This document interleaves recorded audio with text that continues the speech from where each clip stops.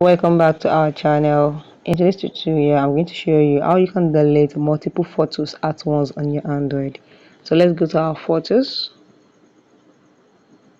Let's search first.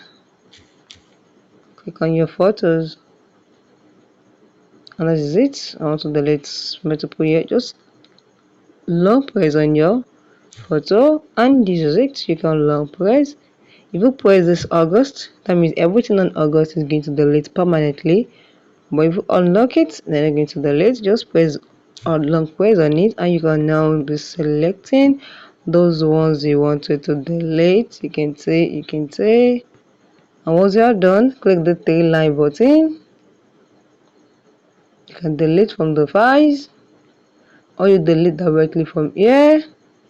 Now do you want to move this to trash? If you want to move them to trash, just click on the trash, then you're going to move it at once. So that is, if you found this video helpful, click the like button, share and subscribe. Thank you guys.